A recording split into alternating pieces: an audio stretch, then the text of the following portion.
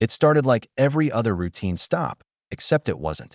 She was alone, black, in a luxury car, driving the speed limit. He pulled her over not because of what she did, but because of what he assumed.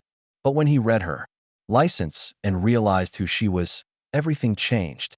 Officer Blake had been with the department for 9 years, that he'd written more tickets than he could count, had a reputation for being sharp on suspicious vehicles. He'd say things like, "Sometimes the car tells you all you need to know about the driver." And that's exactly what happened that Wednesday morning. A brand new black Mercedes-Benz SL 550, tints, custom rims, out-of-state plates. That IT rolled past his cruiser on a quiet back road outside Atlanta. No speeding, no weaving, no violation, but still, he flicked on his lights and followed. Inside the car was a black woman. Alone, hair neat, hands already on the wheel.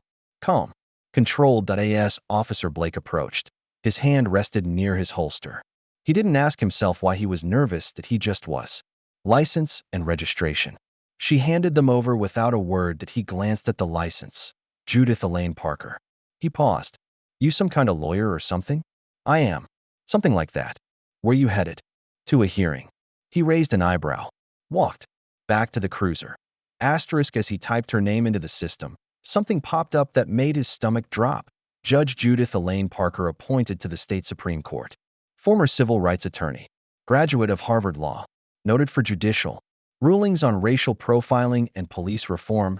He froze. He remembered her face now. He'd seen her on the news. She was the one who dismissed 2 high-profile charges against black teens pulled over and arrested without cause. The same woman who had ordered mandatory anti-bias training for every officer in the state. After an explosive trial he hoped everyone forgot, and now she was sitting in his cruiser's headlights. He walked back, suddenly sweating. "Ma'am, Judge Parker, I apologize for the inconvenience. You're free to go." But she didn't drive off. She looked at him, right in the eyes. "Officer Blake, what was the probable cause for the stop?" "Ma'am, do you believe in the law?" "Of course." "Then you know there must be cause." "I wasn't speeding. I didn't swerve. No tags were expired." He said nothing. She reached into her coat pocket and handed him a business card. "I'd like a copy of your body cam footage from this stop, please, as well as the department's racial stop records. I'll be requesting them in court next week." "Wait, court?" She smiled. "I'm the presiding judge on the Turner case, the class action profiling suit." His face went pale.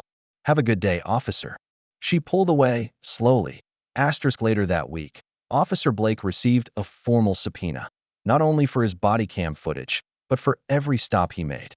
In the last 6 months, Judith didn't retaliate through anger. She retaliated through LAW. In the courtroom, she didn't raise her voice. She simply let the statistics speak.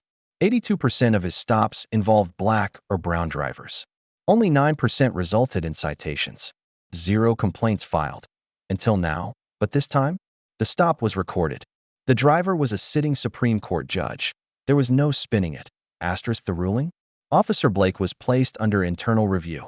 He was suspended, then reassigned. And his department? Forced to undergo mandatory reform under the supervision of an independent board, appointed by the court, her court. But more importantly, his stops sparked a movement. Other drivers came forward. Old records were pulled. What he thought was just another traffic stop turned into the collapse of years of unchecked bias. All because he didn't check the name on the license until it was too late. He pulled her over expecting to find someone he could intimidate. Someone who would be afraid. Someone who wouldn't fight back. But she wasn't just anyone. She was the law. She didn't argue. She didn't threaten. She just let his own actions hang in the courtroom. "Injustice never announces itself," she later wrote in an opinion. "Sometimes it looks like flashing lights in your mirror and asks for your license and registration." That day, he learned something no badge could protect him from.